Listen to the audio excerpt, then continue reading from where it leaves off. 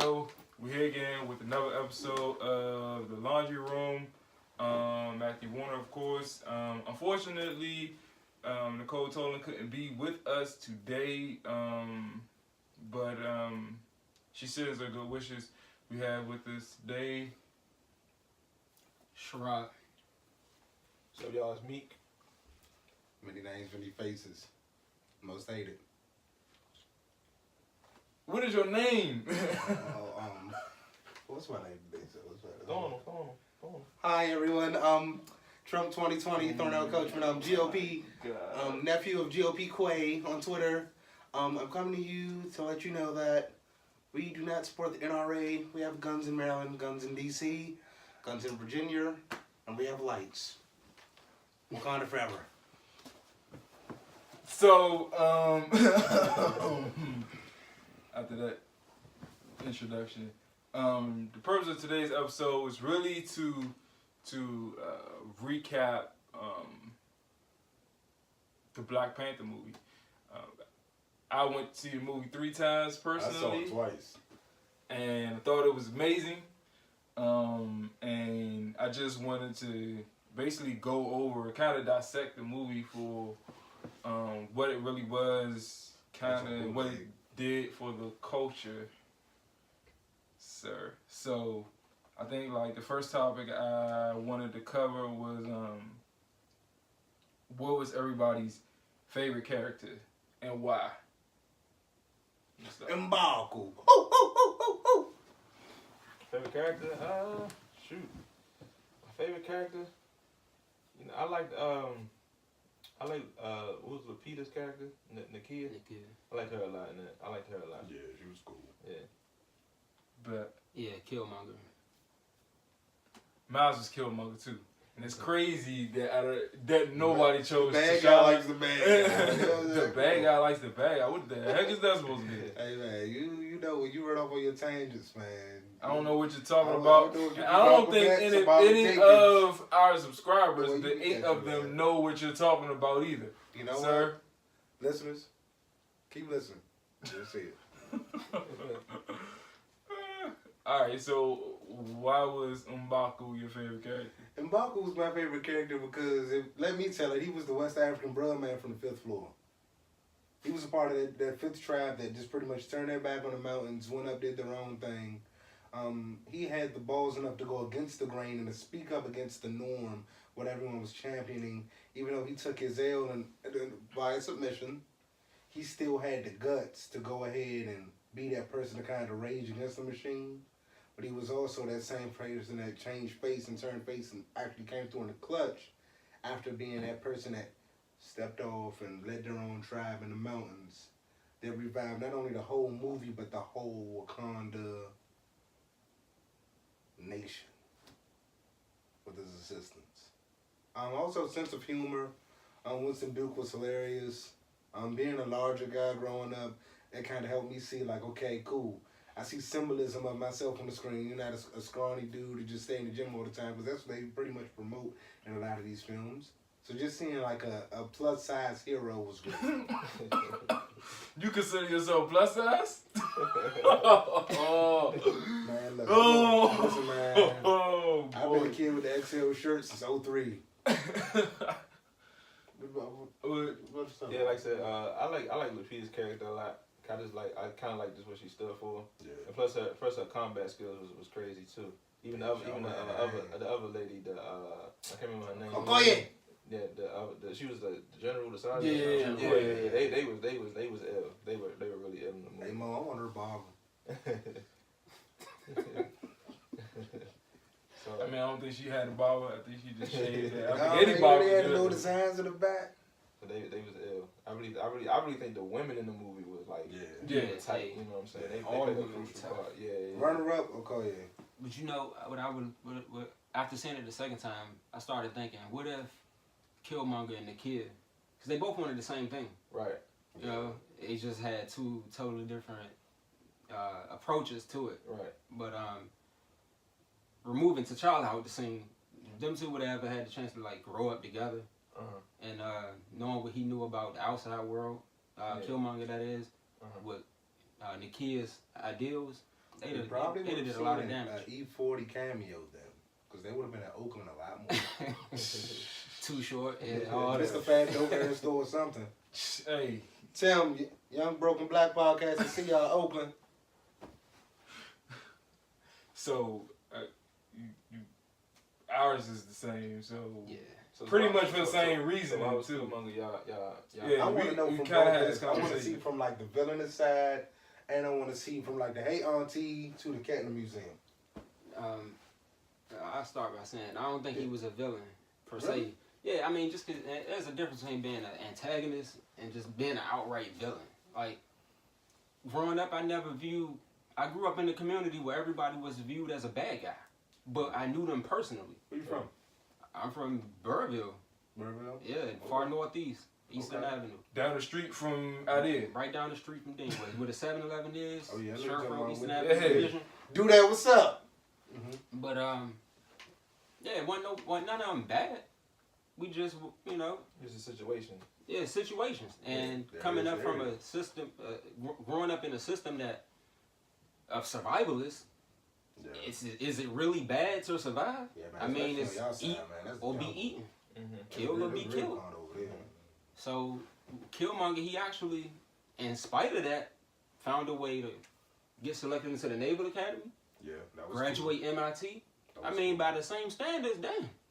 He the man. Like that, and that's kind What of did he what do I that was respected wrong? about him. Like, Yeah. even though he wasn't T'Challa, who grew up a king or Sean grew still up a went for prince, what he knew. like he was the rose that grew from concrete. He was the on set Tupac. Like he was that. He embodied that. He didn't he never changed that.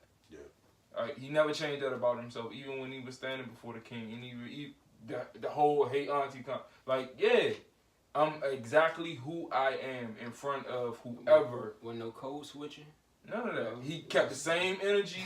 Like, You know, as a black American male, like I don't see how he couldn't be my favorite character. Yeah. You know, I mean, granted, did I agree with him yoking that old girl in the garden, the herb garden, saying, That I was mean, his but own, that was his own too low as a kid. That's why I couldn't. hey, but it ain't nothing that we ain't seen before. Yeah. You know, and at that moment, it's like, what you gonna do about it? Mhm. And I seen that I was a little dude, and it's like, I do something about it right now, I'm about liable to get shit knocked out of me. Yeah. But again, circumstance. and you got people in cases like that who don't really have the father figures who actually show them Yeah, no respect place in and that yeah, place.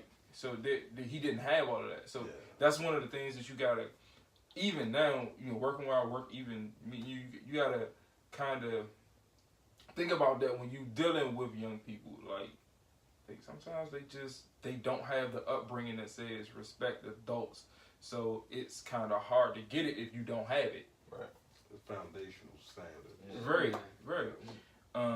So Man, it's just his like- rawness is what I Along with enjoy the most. Killmonger's character and also just little like his interpersonal character, I also want to throw in the CIA agent that was the former pilot. He reminded me a lot of Jim Brown. I'm pretty much that guy who didn't mind going to war or shedding blood to see slaves free or to see blacks like thrive and win, because his role as that pilot shooting down those ships going to like deliver weapons to different places, he literally fought from 100 to 0 to when Zuri's whole like makeshift plane like depreciated. So he's my runner-up favorite character. So, but I think a lot of his compassion or came from the fact that Nakia, that T'Challa saved his life. I mean, I think about dude was like any colonizer is, man, it's an opportunity here for a come up. If I survive. I feel it. You know, can you imagine how we take this joint over? Mm-hmm. I mean, at that point, he knew that Killmonger was about that action. Mm-hmm. And he was definitely sided with the lesser of two evils. Yeah. Mm-hmm. You know, smile on your face today, give you alcohol, poison you, take your village tomorrow. Yeah. Well, you said a whole lot right there. But as you were saying that, Claw came to mind. Hey, Claw's raw. No. Listen. I said this before Trump got elected, and it was between Hillary and Trump, right? This was my stance on it. I'd rather deal with the enemy I know than the enemy I don't know. Yeah, you know. Yeah, give me overt versus covert racism any day of the week. Facts. So Claw, for what it was worth, give me him. Yeah. On any level, Marvel superhero, real life, because you know what you're doing. Fantasy, because I know how to approach you. Yeah. Right in your face. But when you look growing up in the 80s and 90s, and you look at what Clintons did to our communities, after Reagan and all of them. Nah, right. Take your saxophone, take your J, take your Lewinsky's, and take that shit far Ask away him from about you. Monica Lewinsky. So that's how I Tell us feel about Monica Lewinsky. Give me Claw over the pilot. Right. Because I know how to deal with him. I respect that. So, all right. Favorite characters all the way. What about the art and architecture that was in that movie? Because that was a layer of that movie in and of itself. That's it. The look of the movie was amazing. I know a little too and much. I accidentally bought a 3D ticket. I didn't know. It was 3D though. I was like, oh, were you sober? Yeah. Okay. There wasn't a lot of options. It was a lot of options. It was on some like I was just on some like let me just hurry up and get something.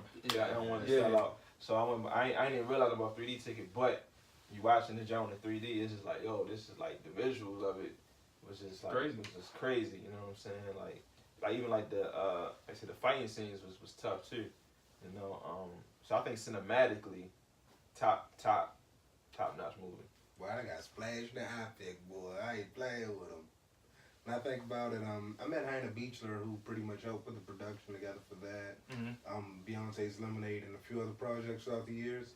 And she would just expound upon like some of the definition, and it made me revisit that. When I met her, I was like, wow, like you really did all this in Tyler Perry Studios in Atlanta?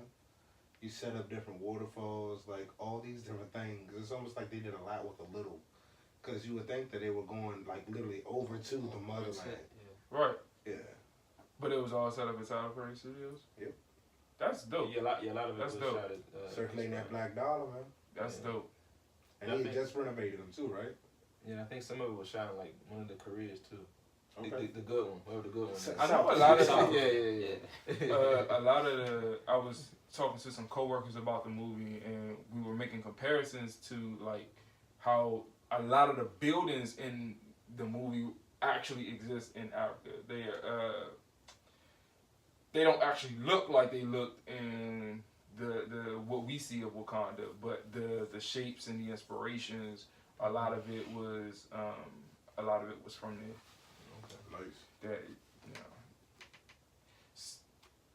it's different than how the historical. While it's a fictional world, it had a whole lot of historical value. Yes. Yeah. A whole lot. And artifacts. Right. Going along with that, like the costumes that some of the people wore, not some of the people, but how the tribes, the different animals that each of them represented. Yeah. And how they presented them, like, was really dope. Really, it was in a way that we have not seen in a movie ever. Especially with the tribal markings, the tribal discs in the mouth. Like I remember Daniel Kaluuya, like all of this was like marked up. Now I've met people with tribal markings, but none with that much definition. Same thing with the guy who had the bulging disc, and he was like the green themed guy. He was relation to he was from I want to say a river tribe. Yeah. Yeah, I respect the research that went behind it. The entire art of the movie. It wasn't just thrown together. Clearly, we had a black director, but they did some diligence there. Yeah, the due diligence to actually incorporate historical, artistic visuals that we've seen over the years in a 2-hour time period. They covered a lot. Yeah, for sure. You felt the blackness. You felt it. Yeah. You felt the blackness. And it seemed authentic. It wasn't like generic. Yeah. Right. Yeah. Definitely. Even seeing like it's a Forrest Whitaker. You know what I mean? Like, it's crazy seeing him, like, in that role, you know what I'm saying? I didn't know him and the guy, because the guy that played him, like, his younger self, the younger Zuri, like, I didn't know that they look so much alike, but they do. I did. That face up with the eyes. You know, this the same simp of, what's that? The Great Debaters that got mad because the chick was old boy and old yellow girl. Oh, Yes, that's the same simp. He just lost the way he man. grew up. And, Hilarious. Forrest Whitaker's the king of selling slow deaths, man. I had something to do with your father, not him. Then the eye go a little bit, the eye switch a little bit. Hey, he was low key my most I despised character in the movie. The uncle? No. What's his Zuri? name? Zuri? Definitely Zuri. Hey, they could have dragged that death scene out a little bit longer, in my opinion. But we'll get to that, I guess. He saw the oppression that they were against in Oakland firsthand, and then instead of telling to the king, "Yo, T'Chaka, you might want to send some help out here." You gotta play your role. Yeah, that's. But what and that's it. it. Tuck their tail to play their role. Yeah, see. That's the reason why we'll never see a Tupac, Malcolm X, or Martin Luther King, you know, as an old man, because they paid the price with their life to stand up against what they had to stand up against for their people. But think about Okoye's character. She was loyal in her respect. She was loyal to the throne too, the same as Zuri was. Man, you know how many white so she didn't see firsthand what was going on outside of Wakanda. Your man was in Oakland with him long enough for his kid to call him Uncle James. Right. And the black culture, our kids don't. My kid come down these steps right now. You Uncle Matthew, because you've been in Maya's life for 10 years. They might be cool to us, but it just don't work like that. That's an earned level of respect for your kid to get that uncle title. Yeah. Right. And you not do anything to help. Like, this man, clearly Killmonger's dad had enough compassion and heart about the situation to say, you know what, I'm going to do something about it in spite of me knowing that my folks are sitting on all these resources. I got a kid here who eventually, if we don't go back, going to grow up here. Right. Man, Zuri standing here, my right hand. Eric. Yeah. And so not doing nothing about that. Okay, so he didn't do anything about it, but the one thing he did do, he just told the king, "Hey, my man stole from our country. It wasn't, you know, sometimes it's not. We have good intentions, but our execution of those intentions sometimes gets in the way." But why sell to Claw is what That's what I'm saying, though. All right. What does Claw got to do with Oakland? I love to respond to this. Please. But I think Killmonger knew what was going on. As a kid? So he had I think he used Claw as an infiltration. Okay. Yeah. I'll give you that. But when you get to answer the question, why sell to Claw? I got 2 vehicles down the street, right? I need to sell one of them to get some quick cash for whatever I need the cash for. Once I get the cash and you get that resource, it's not my responsibility what you do with it any longer. That's your resource. But at the same time, you gotta understand that's what a lot of times we as black people don't get is that the resources that we do have, we give our value away all the time. That vibranium is the most powerful resource in the world, and you're giving it to someone who's going to use it to do evil with. So Wakanda's the whole thing about Wakanda was to actually, I guess their whole thing was, let's protect this resource, because if put in the wrong hands, it could do serious damage. I understand that, but can you steal something that you rightfully have ownership or right to? I mean, according to Wakanda Customs, he didn't. Obviously, they were saying he had to stay in court. This your house, right? Brown, man. I don't know. If you take something, I don't know. Maybe I'm just playing devil's advocate, but cool. You know, you move out this house, right? You up and tell your folks, you know what? Y'all can have the house. I pay the bills. I'm gone. Put your mama on the phone. They ain't never coming home. 3 months later, you got the key. Still your house. Take whatever out of here that you want that was here when you left. Who can call any law enforcement on you? It's rightfully your stuff. Yeah.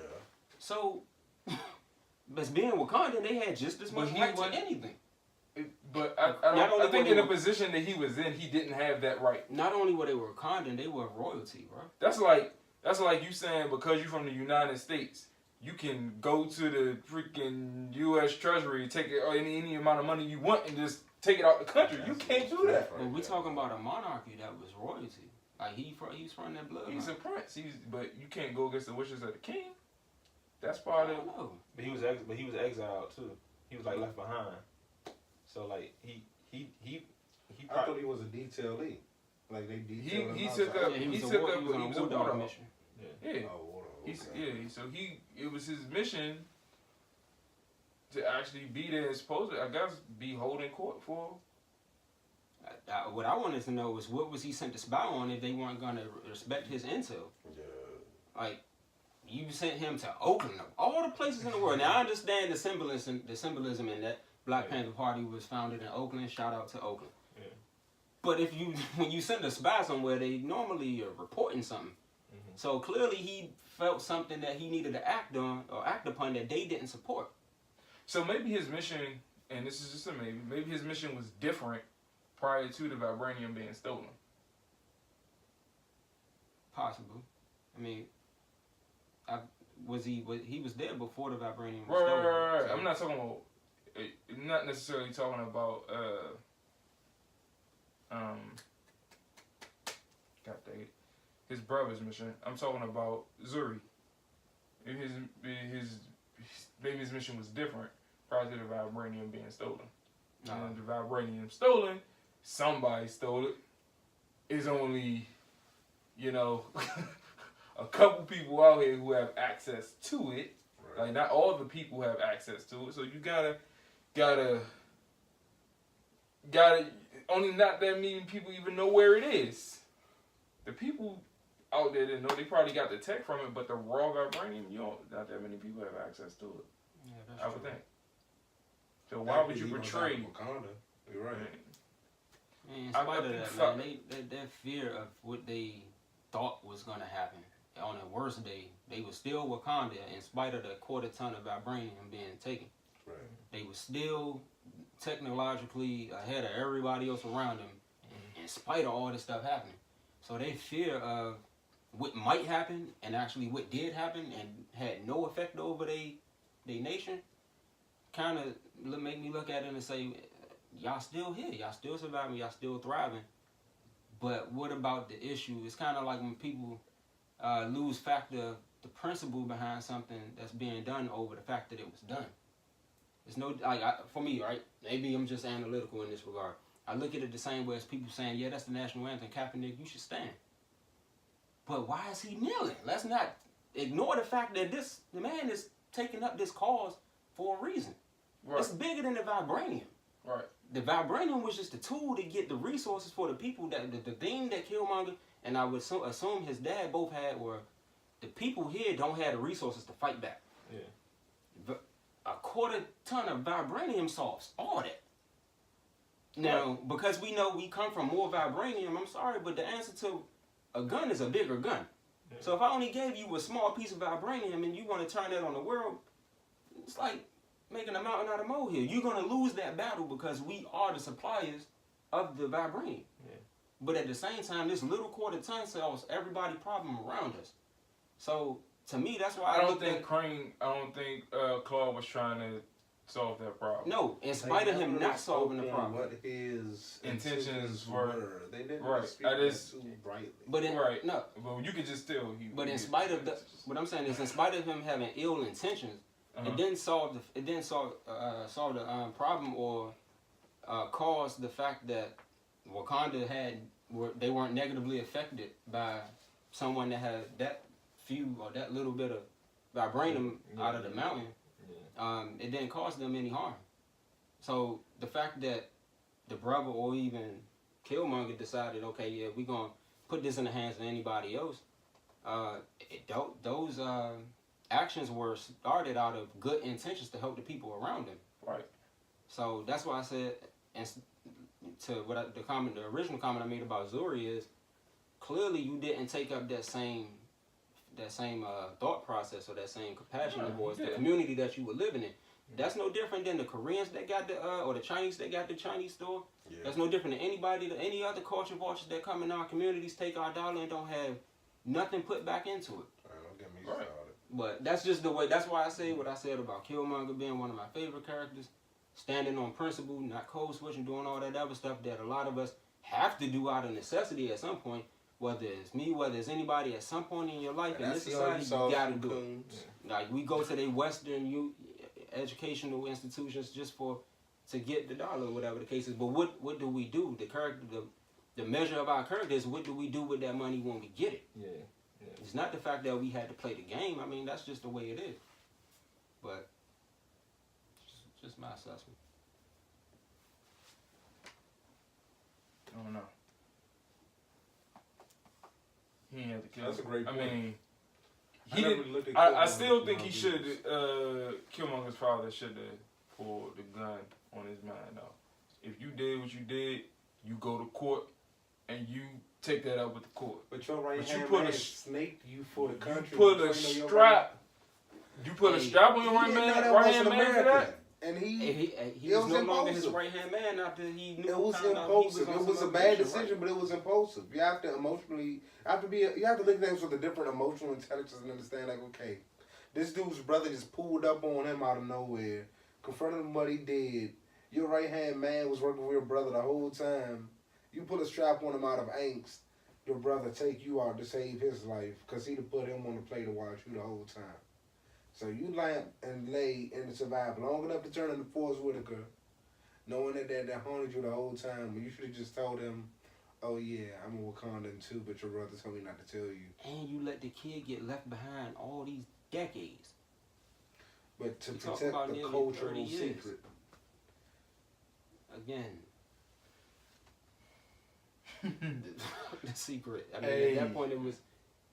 No, I did. It was the responsibility of the king. I did miss maybe the first couple minutes. Maybe we get that. Oh, so maybe like I saw when I walked in. The jump literally said 1992.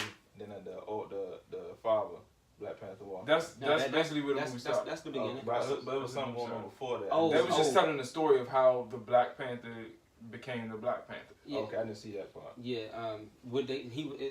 What you missed basically was him looking like he was plotting some type of heist. With the weapons, and again, I think that imagery, sometimes we associate some imagery with just negative behavior. I mean, by that right, that's no different than people viewing the original Black Panther Party as bad people because they exercise their Second Amendment right openly. Yeah. Just because you see me with this image that you assume, don't mean I'm a bad person. It doesn't mean I'm a bad person. And the question I ask to everybody is, what did Killmonger's father do that automatically made him a bad guy or a villain? Or what did Killmonger himself do that made him a villain without justification? Wakanda. The brother was going into business with Claw. All right, brother, speak up. And that's it. And in the grand scheme, I guess what made him a villain was he kind of.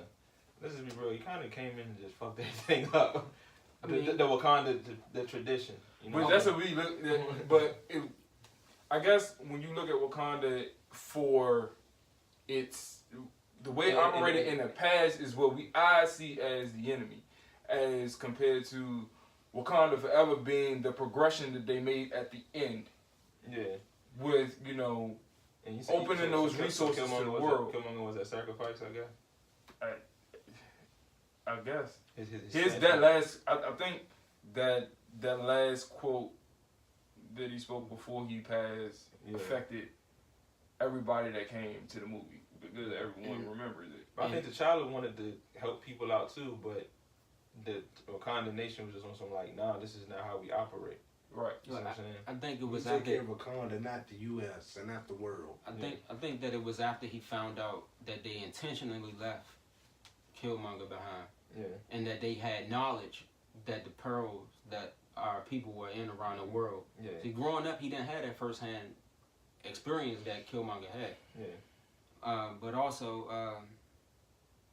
man, I lost it. But yeah. It was a joke on Twitter I seen. It was like Killmonger, nigga, I came to kill. I've been training my whole life to come kill you, come take over this Wakanda nation and do what I need to do. And T'Challa was like, dang, I just found out yesterday.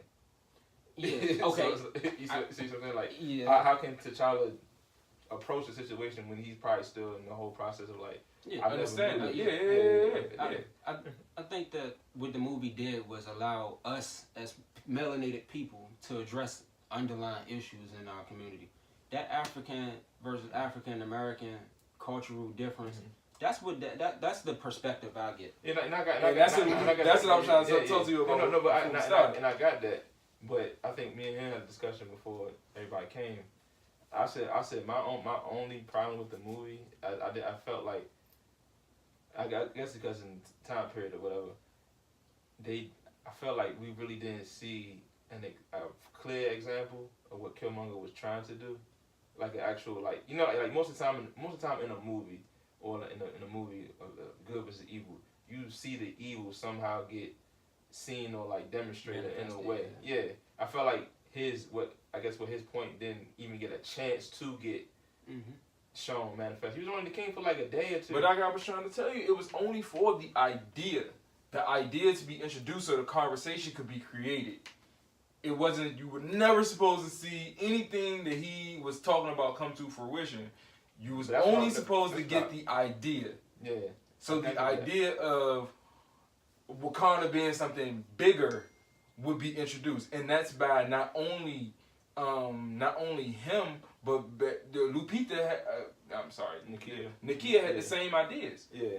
But they went about them two very different ways. Yeah. And those ideas were supposed to be introduced to us, and here T'Challa is kind of balancing the two of them out. Like, this woman that has this idea, he wants to make his queen.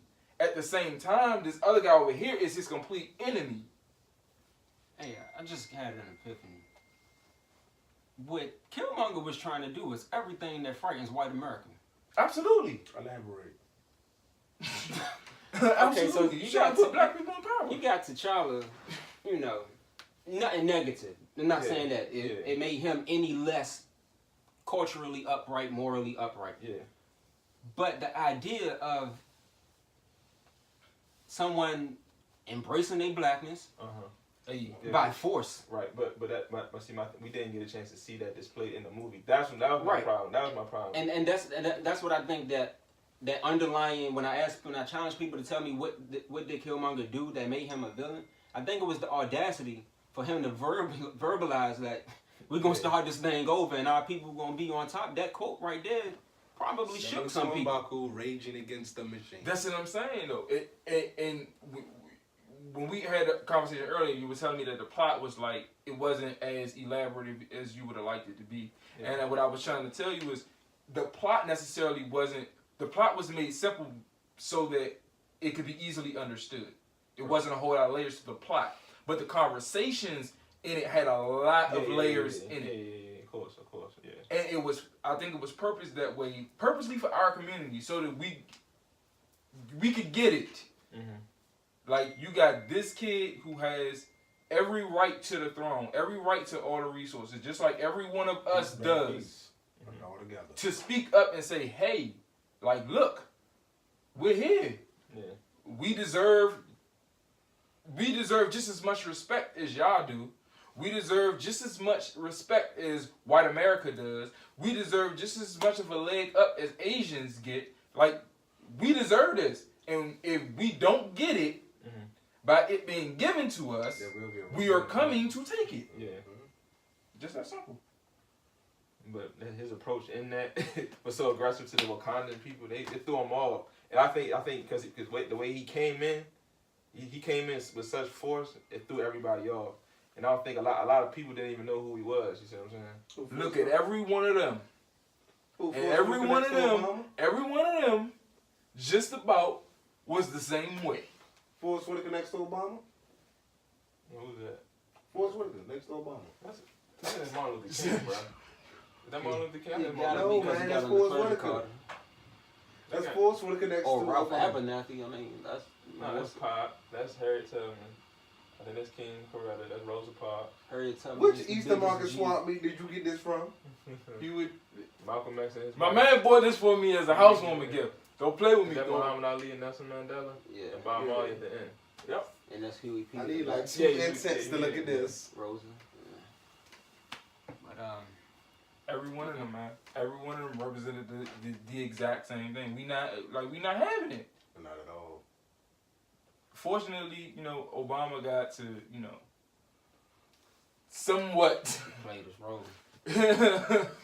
Somewhat. I can't say that he, was able to do everything that he probably wanted to do, but he was somewhat the symbol that let us know, like, it's possible.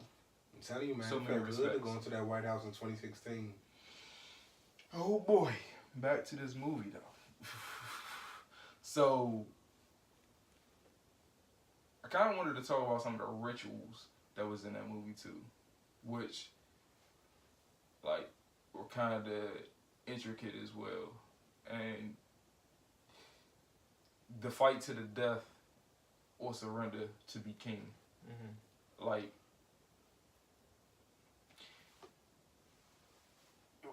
I feel like we live in a cowardice society Also, now. That in order to be the leader of the free world, you can be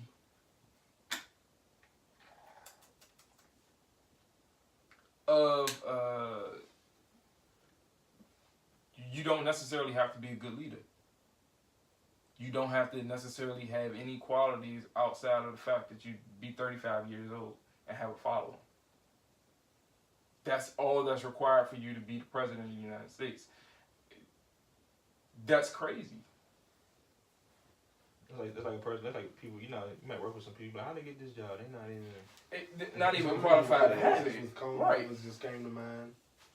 And the way that, instead of campaigning and getting votes to be king, you literally have to fight somebody just about to the death, or to the point where they surrender in order for you to be to be king. And what it tells me about this person is you're the strongest warrior that we have, and that you're willing for this throne to lose your life. Just those are the only options, or the only way out of it. And in so many ways, on the flip side of that, there's we're always fighting each other. Somebody made a negative comment to me, I think as we were exiting the movie, like their only gripe on the movie is how it still displayed us fighting each other. Understood. From, the whole Warfield scene, with the three different tribes getting into it, like that was a negative flack on the movie, but I didn't necessarily think so. I didn't necessarily think so. I mean, it happens. You can parallel that to the street game. You see what I'm saying? Exactly, and that's exactly what I do. The top dog in the streets, he got to go through the other top dogs in the streets too to be the top dog. Like, gotta honor up. Ain't nobody gonna respect you. Stats show that crime happens more racially than interracially. Yeah. Whites on whites, Hispanics on Hispanics, blacks on blacks. I mean, if you're around each other, Yeah, you're gonna get into it with each other so. more so than anybody else. Right. Conflict is just, as long as men have heartbeat, women have heartbeat, there's gonna be conflict. Yeah. Somebody mad at somebody's bundles. Want to snatch them out her head. Yeah. Absolutely. Yeah. Somebody don't like your dashi. Want to rip it off. Hey, It's just what it is. better than hers. She want to snatch him up. but it's funny that they always highlight black on black crime though. Like, it's always highlighted. I think they want to throw a negative stereotype on it, but we all know, I mean, you can just talk about some reason they're shooting down in Florida, the school shooting down in Florida. Good thing. You know what I'm saying? Ain't the one that they had today in white Kentucky. supremacy, Yeah, and no. all that stuff. Like a school? 2 dead, 18 injured Kill. That's wild. in Kentucky. Oh, that was before that, right? And then That just happened today. It was another one before that, before the Florida joint too, that I got glossed over. Somewhere in the Midwest. Totally. I'm glossed just sick over. of how these people can get access to guns in the black market and on white supremacist groups and internet forums, but you have to fight tooth and nail to get licensed for professions. Like, if just white supremacy groups all together, man, I'd be all day. But we're on Black Panther. We're going to take in this moment. We're not going to drive in a negative direction. Nope, definitely not. It's all good, like, but it's just. I was listening to it's another podcast. It's called It's The Real, and they do like movie reviews, but like the two members of the Locks, Sheik Luch and Styles P, and they was talking about the movie, and Black Panther. Sheik Luch was like he wished he would have saw more white enemies in the Black Panther movie, in the sense of like, okay, we black people coming together, like, how we gonna take down the white man? You see what I'm saying? So I don't. But is that our goal though, to take down the white man? Or go fight against the oppression. How you were saying, like, fight against the oppression that we face. We missed that opportunity when they offered my man Killmonger when they brought T'Challa back out the snow. Hey, that whole plot died when they gave him the love. Absolutely, I agree. I agree. He was the one for that. He was on some radical stuff. Yeah. So what we got is Kumbaya diplomatic politics. diplomacy. That's what we got. Mm-hmm. So and I think white America actually wanted to promote that diplomacy over radicalism. Interesting. What did you all think about the Stan Lee cameo? I'm always looking forward to Stan Lee's cameo in the movies, but hey, you know, if you're gonna walk off without your earnings. What you do all think nothing, I about the wouldn't casino do scene altogether? That was Hey, I love the intro, the whole thing from. We had this conversation at my house the other night. How'd that conversation go? So, basically, us as Black Americans who don't speak another language, is one thing that I respected about what they did with Killmonger. He spoke English. I mean, he grew up in Oakland. Yeah. There was no need for him to speak another oppressor's language. And the kid. When you're and this is no shout out to no system of oppression at all, but when you got conquered by the dominant oppressor, and you speaking the language of another person, and then you bringing that to the mainland where we speak our only language as English, it almost gives a sense of entitlement that you are intellectually superior to those that only speak one language. So the fact that they were speaking around Okoye and T'Challa, or they thought they were, but they were intelligent enough basically to understand what was going on.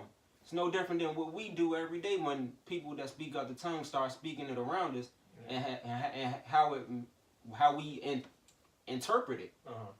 But also when she when the pilot guy asked, does she speak English, and she basically responded, when I want to. You know, it has nothing to do with my intellect, the way I speak my vernacular, the way I wear my hair, the way I wear my clothes, all of that. You can't judge. This goes back to not judging the book by its cover. So going back to the Korea scene, where they were entering the casino, regardless of whatever trouble Nakia caused in Korea, I almost felt like that was a direct shot to the profiling of Black Americans anywhere we go. Especially right here in the only place we know is home. With her having a relationship with the Asian lady who ran the spot, who was vending outside. That's what I'm talking about. But peep the difference in the relationship though, because when Homeboy came, she was he just kissed. He just kissed her and walked in. She didn't have to be. Look at the symbolism of that. Meet me halfway with this. Mm-hmm. You see how the black person had to. Yeah. You had to be. But the white man, he was already. Exactly. They already That's have what I'm a saying. relationship, That's You know, what I'm saying. It but reminds the me. black dollar got to break themselves to kind of get ahead. It reminds me of a joke Chris Rock told a few years back. He said, "On my block, there's 3 black Americans. It's me, Jay-Z, and Oprah." Right. He said, "You know what my neighbor does? He's a dentist. Yeah. He ain't the best dentist." He said, "You know what a black dentist had to do? We'd had to invent teeth." So it's almost like the same thing. Yeah, you sitting here, you gotta be the best at what you do just to get to that. Just to just coexist. to get into the door. Yeah. Just to coexist. She had to bring a billionaire heiress Mm-hmm. and a prince who was disguised as a billionaire heiress. She had to bring the big money and the help. Let's call a spade a spade. Hey, that's what it was. So The fact that she even had to have a conversation before she stepped in is Oh no, they're good. They're good. Their money's right. He's a big spender. Oh no, she's with us. She's with us. it's like the validation that we have to prove ourselves. It's that whole two different educations that we have to achieve as Black Americans. Yeah. Now we have to survive in our neighborhood before we even start dealing with the other enemy or the other system that we have to navigate to get to the next level of survival. And that reminded me, it's not just white supremacy, it's the Asians too. I went out for an internship that I can't really speak out on here on YouTube, but I was the only brother in a room full of Asians and whites. And with it being a financial education-esque internship opportunity, it really made me think, once I saw Black Panther, how, wow, like, the Asians and the whites are neck and neck, and they take you through the ringer just to be black to coexist. we don't own anything, and you gotta think about Equity. That. Yeah, you're right. So when you don't You own own anything, mama you don't house. even Africans. That's how Africans often get viewed as better than us, because they are in some way connected to their land, connected to the resources there. Depending on who you are, you may be African royalty, what have you. Black Americans are the residue. Okay. That's how they see it. It's the residue of slavery. And We better get hand-me-down clothes when someone dies. and basically what America loves to do, and one of the only things that negatively came out of that whole civil rights document was the fact that it includes people of black and brown ethnicities, pushes us further down the totem pole. Because the further down the totem pole we go, the less attention is on the negative history here in America. But I always remind people that it wasn't you as any other minority here in America, be you Hispanic, Ghanaian, whatever African descent that you come from, it wasn't your folks having to get spit on, water hose, German Shepherd biting, eggs thrown out you had to sit in. We took that ill, you know? So regardless if we don't have no land in the world to associate ourselves as home, the fact that you here, welcome. We welcome you graciously. But what we're not going to do is take a back seat to you on any level because of what happened to us centuries ago. Yeah. I think I'm going to sit this one out being someone that walks a fine line of the Native African and African American metropolitan community. I'm lying like a motherfucker, man. I would hope you I'm are. just tripping on the straw, man. I've seen my share of, oh, who's this big Southeast guy? But then they talk to me, they see the intellect, they see my familiarity with their country, they see that I can fluently speak their language, and their attention goes up 10-2. The women go up, the radars go up, whether it be Nigeria, Sierra Leone, Ghana, even South African countries. It's great to shout out the Namibia embassy. Showed me a lot of love. So I can just pretty much go on and on about how we have these consistent run-ins with black Africans and African Americans, but at the end of the day, we all bubble in the same bubble, and we all got hyped to see Black Panther. Best movie I've seen. Some of us don't seem to think so, but You said the best best all movie time. I've seen. You said all time. I'm trying to think of a movie better. Like, I'm trying to think of a movie that depicts Yeah, bro, you've been our on this people. country a little minute now. I don't know. Huh? You've been on this country a little minute now. I don't know. I'm I'm trying to think of a movie that depicts us as more powerful, even though it's a fictional movie. Right. Cause more dialogue positively. Right. Yeah. Okay, I'm with you on that. I'm trying to think of one. Now we had this discussion because both of us are fans of The Dark Knight. Now, The Dark Knight was a great movie, probably one of the top 3 comic book movies ever. Yeah. In my opinion, it's the best comic book movie ever. Definitely the second one, more so than any other comic book movie I've seen. The dialogue that was in that movie versus the dialogue that was in the Black Panther movie were not synonymous. You know what? I agree with that. They were not synonymous at all. Because The Dark Knight hasn't really hit its peak until it gets the Signal, which is the black version of Robin, the black version of Nightwing. That's my chore for you all this evening. Research Signal. The Signal. Batman's black co-star or sidekick, whichever way you put it. Yeah. I still dibble and dabble in comic books and all of that stuff. So, yeah. But I would say I appreciate it. Yeah, but my fault. But I was just saying, like, when you said the best movie you've ever seen, I'm like, all right, so the movie that you made that, all right, but the reason why I say like the best movie you ever seen, We all seen Repos, they lying. Oh, like off Bucks, I was like, is it because it's so fresh? It's always easy for us to fall victim Don't to be the a moment. Don't be a prisoner of the moment now. You know, but I've seen it When 3 you- times already. but at the same time too, it's kind of like That's like your favorite rapper album, your favorite rapper new album drop. You know, oh, this is best album. This is best album because it's fresh, it's new. But it's like that's all I'm saying. All I'm saying is like it's like can you honestly that's another conversation. But I'm saying you honestly can claim right now since the movie dropped last Thursday. Okay. That Black Panther is the greatest movie you've ever seen in your entire life. Yes. Alright. the thing about movies is, in order for something to be great, it gotta be timeless. Yeah. And that's what I'm waiting on. That's what I'm waiting on with Black Panther. That's But what I'm waiting on. I think that the script, the actors, everything in it, it does have constant replay value. I mean, the fact that the issues that it addressed, I don't foresee these issues going nowhere. As long That's as what I'm it saying. stands. So if you ever want to, the one time in life, no matter how bad the person in charge on Capitol Hill is or whatever, man, you want that happy ending, pop in Black Panther and you better go to Wakanda in your mind because all around you ain't never gonna get it. Yeah. You know, we live in a you know, an anarchy state.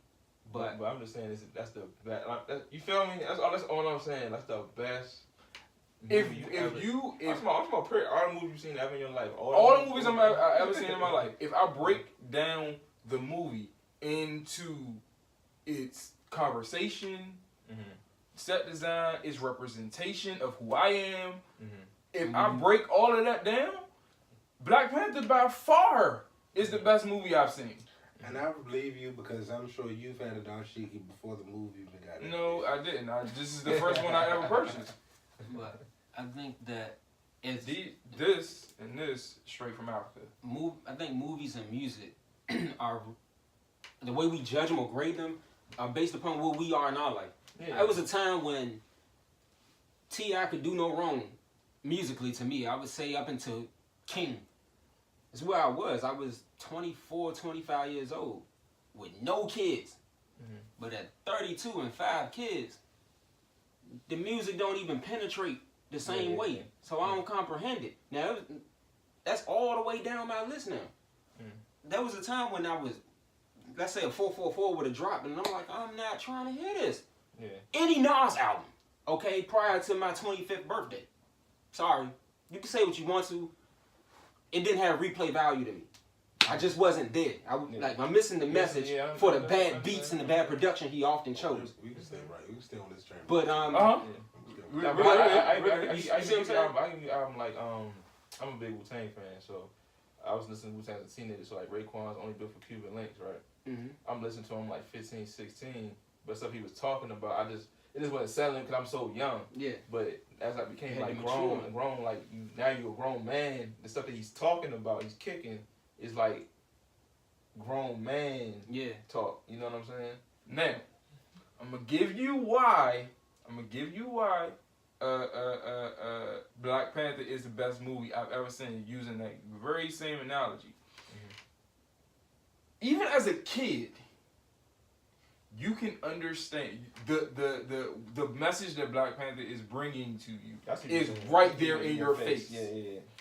As a 31-year-old man, I can understand the message that Black Panther is bringing because it's right there in my face. And I can almost bet my bottom dollar that as I get to the age of 60 or however, if things have not changed, that message will still resonate with me.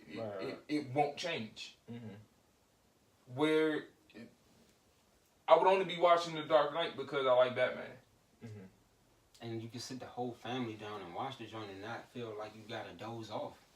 Yeah. I can send this movie to my grandkids and say, hey, if things ain't changed, look at this. And Black Panther is a universal jump, so it's something your grandmother could watch too. So pretty much all in all, what you're saying is that he's the Black Batman, because Batman was always pushed in our face through generations. Thank you. Marvel just took a while to actually accentuate him the way they should have, but I'm patience is virtuous, and I'm glad we remained patient enough to get the technology we did.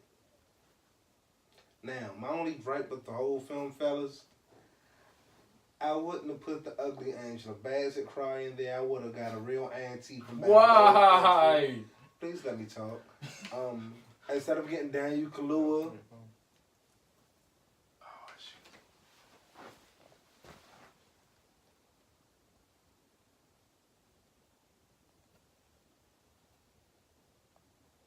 This is ugly to be doing, but keep going. Instead of the beta male Daniel Kaluuya. Yeah, it's still going. Okay. Instead of the beta male Daniel Kaluuya, he's 2 for 2 for being a bitch nigga in the movies with me. Because he's easily swayed. I would have got me a real native African cousin who ain't been in no films that's been sleeping on somebody's floor in LA trying to get on. You're wildin'. Who else? And that everybody was great. They got ethnic people, and the ones who really need to stand out, they got some refutable names who are African. And I ain't like Forrest Whitaker's accent. I ain't like it. Oh my goodness! I ain't like it. So. That's right. If anybody remembers, I didn't watch the movie myself, but what was the movie that they did about Egypt that blew? Did you hate it or did you like it? Hated the fact that they were making the one that came out a couple years ago when they morphed into animals to fight. You know what I'm talking about? I don't know. Remember it? It came out a couple years ago. It was supposed to be about Moses and the whole. You remember because it's one of those ones that cartoon movie? No, it was a regular cartoon movie. It's one of those where they tried to pick them as. Yeah. Oh yeah, I didn't see that. My movies like God! that, It wasn't called. Say like if we had our jury on, we would use our jury on to morph into. I'll be like a tiger or a lion. I think the other dude was like a serpent or something like that. I think I missed this already. I'm not sure. I'm not sure there was more, but I know it was about something else. It was supposed to be like almost like a Bible biopic. Because I remember they came out with the one about Noah and the ark or whatever. And they did what they was supposed to do one about Moses and basically the Egypt people was white. Right. And it's like, This is not an accurate depiction of us. And that was like, I think what a lot of people were so proud of about the Black Panther movie was just the fact that the actors represented us the way we should be represented. Yeah. Somebody pointed out the fact that there was no light-skinned people in the movie. Michael B. Jordan is light-skinned. Come on, man. Nah, not by Steph Curry standards. There wasn't no beige brothers in the joint. And they had the one light-skinned chick. The one is a long way from Zendaya, bro. I'm just saying, like. I see what you're saying. Like, everybody was in that joint black. Yeah. No melanin was not in question. Everybody was in there. 1201 something. Hey. As it should be, man. As it should be. But we'll try to go ahead and wrap this episode up. So we're gonna do like we always do at the end of every episode. Closing thoughts. Starting on that side of the room, sir. Wow. I'm all jokes, man. You know me. It's stupid. Mine's is, man, keep it black. We keeping it black. We keeping everything black. Like CB4, I'm black, y'all. I'm black with the high flash on, or like black. Which one? All black. I don't care what it is. We just black. You black. If you black and you going for something, I'm rooting for you. Lupe Fiasco, all black, everything. No. Hey, that should have been the soundtrack. That All Black by Lupe. Listen, don't get me started on the soundtrack. We had time. Alright, okay, Hey, Lupe Fiasco, All Black, everything. Let's dive a little bit. Let's dive just a little bit. We can pick closing thoughts up again. Okay, so you got pretty much an audio engineer, an executive producer. And That's why I'm asking. Tell me what you think. I mean, for what it was cool. I'm a Kendrick Lamar fan. Been one since day one. K-Dot days. Met J-Rock, love K-Dot, love TD. But come on, man, for the culture, man, you could have had a couple Africans on there. He did. Wale wasn't on there. One of the top African rappers. That's Wale is. Let me talk. I'm not gonna put my Now, I understand it was an Interscope-driven Kendrick Lamar spearheaded type thing. Now, I love the fact that he had Mozzie on there because Mozzie was from Sacramento. If you listen to the song at the end of the movie, Sleepwalking, Mozzie is one of the top independent artists. Really great. Salute to that move. SOBRBE, they're from straight out of one of the best tracks on the Paramedics. They bring that energy. Anything Young T.O. and the boy touch, it rides. It's good as gold. Travis Scott, 2 Chainz, household names. Good music is good music. You know what it is. Hey. Pretty much Schoolboy Q out the cut. That was great. Yeah, man, just the whole TD. What else? This is the song with Future, J-Rock. King said. Yeah. Trippy, real trippy rapper. Heard that way before it came out. Right. But yeah, man, it's it was cool, but I was expecting a different direction, being someone who once again walks that fine line of Davey Doe and all of them. You want more roots. You wanted more roots. Hey, my brother, I wanted a Davey Doe ad lib, goddamn Olumide hook. But see, everything that you wanted, you gotta still understand that you're looking at the perspective of a black person, and you wanted this to be a black movie. You wanted this, along with it being a black movie, you wanted it to be a black soundtrack. I don't think they could go in the studio and do that because of the same reason why that type of music doesn't sell. They're making this soundtrack with the intention of making sales. Yeah. Plus, and streams. They're trying to get streams. They're not like. Budget would have cost crazy money. Yeah, but look at the budget it already cost. What? That's more for the music. Let's get a couple extra like reputable African acts on there. And everybody gonna want to see it. Everybody gonna want to make their money. You got that. It's a process. Sheets. You got there with labels, other people's labels. So that's why they probably kept clearances in that TDE round. You see what I'm saying? Exactly. Say they suffer, but TDE and a few indies. No, but here's the thing. That album as well. I mean, you call it basically an album front to back, more than just from front to back. I've listened to it from front to back several. I'm not even gonna lie, probably at least 50 times already now. Because I haven't. Because I mean, I personally love it that much. I can't tell you all the ins and outs of it. A lot of the musicians, this is my first time hearing. I'm really big on soundtracks. Huh? I'm a picky eater when it comes to podcasts. I'm really big on soundtracks. Really big on features and everything. Like if it was a name that I already listened to on a consistent basis, that's what I'm listening to. I'm listening to King's Dead. I'm listening to the song with Mozzie. I'm listening to the song with Travis Scott, 2 Chainz. Those are the ones I've heard. Everything else, I'm not. Oh yeah, SORB. Other than that, I'm not really doing. The Seasons track was tough. I mean, that's Kendrick Lamar sister. They're gonna push them in your face because that wasn't that was All of the Stars. Yeah, I don't like that record like that. I ain't really like it. Wasn't for you. It wasn't for you. That's what you gotta understand, man. It wasn't for you. But in the movie when they play at the end, that's great. In the movie. But they had to put it on the soundtrack because white people are going to see this too. I mean, yeah, but I'm saying, but as a song to consume, like just listening to.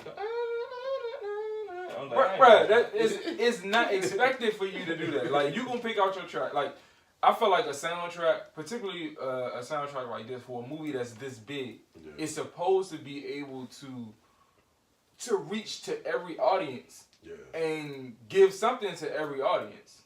Yeah. Ladies ain't gonna want to hear everything that you want to hear in the record, and you gotta face it. I think it just, I ain't like that beat. I just like the music, the actual beat. The beat just wasn't. Name a song that's similar to that you would ride in the car to. All of the Lights, Kanye West. All of Light remix, Kanye West, Big Sean, Rihanna. And that beat, I think they should pick the better beat. Like what it's about is fine. Just the production of the track. You see what I'm saying? I feel like it was a white people record. I feel like it was composed that way. The voice, all of the stars. Oh yeah, it's dope when it come on at the end of the movie. It's kind of like Yeah, it wraps everything right. up. That's what I'm saying. In the movie, it's Yeah, great. it gives you that feel. Yeah, in the They movie, give it's you great. all of like the animated like closeouts and who's who. In the parts of the movie, it was tight. But as a song, just trying to promote, put on the radio and all that, no. No. But see, that's what I'm saying. It would you would never hear that played on a black station. You would never hear that on 93. You would never hear that on 95. You would hear it on freaking. They play it all the time. They do. You wouldn't hear it on the old 93 under the one that's on Yeah, like CBS Radio, yeah. whoever owns You it. gonna get that iHeartRadio stimulus That's how I feel Yeah. about hype it. song. They Right. play that joint all the time. I'm like, But what's the station that white America listens to? 99.5. 99.5. There you go. 95. They gonna play that. They gonna play it in there. All day long. Yeah. Kendrick is definitely in that market, and they're trying to put SZA in that market too. Yeah. Even though I feel like SZA's sound doesn't necessarily fit there for that song. We're not gonna talk too much about SZA. We gonna get some comments under here. I love SZA. Scissor. We all love I love that lady. Her album was great. That Awesome. fall 2017, summer fall 2017, man. Hey, had women going crazy. Listen. And this man too, obviously, because he ain't stopped smiling since he said her name. God dang. Imagine having that force fed to you. We should have started the conversation off with SZA. You came in Love, and joined smiling. Love galore, broken clocks, but I ain't going on and on. All right, see, I haven't even. Closing remarks. Oh, So, hey. Like you said, keep it black. Hey, go for yours. All right, whatever that thought, whatever that goal you got, man, if this ain't the time to go for it and accomplish it, you ain't never gonna get it done. Take the first step and do it. I'm gonna try to remember this quote verbatim because, again, I think it was the most. Most people think it was the most powerful quote in the movie, and that was Killmonger's last words. Bury me in the ocean. You know, I would much rather be dead, and I'm gonna start paraphrasing at this point. I would much rather, be dead with my ancestors that died jumping off of the slave ships. Down on my feet and live on my knees. Then That's real. actually, live in bondage. I doubt if I do a bid. So if you're of the oppressed, I mean, if you're of any oppressed nation, whether that's Muslim, Hispanic, particularly Black, African American, of slave descent, man, stand up. Stand up. Mentally, please. Please. I'm getting tired of seeing so many blacks bought instead of built. Just go on your soul and go for what you know. Just turn it all into reality relentlessly. Just stop settling down for what I call nigger crumpets and butter biscuits, man. Please stop being bored. We can crack open these doors so much. It's like even in the game we in, like the teaching and what do you do, sir? Community service. Okay, even that, you know what I'm saying? That you like so I do teaching and engineering. Like like engineering is more so in big time studio you see a lot of white guys in there. The white old dudes, like the top engineers in the whole music industry is like some fat old white man. And it's like we gotta break that code because we are the pulse of entertainment, the pulse of music. You see what I'm saying? So I want to see more young black men get into those avenues. Besides, you don't necessarily gotta be the rapper. You don't gotta be the singer.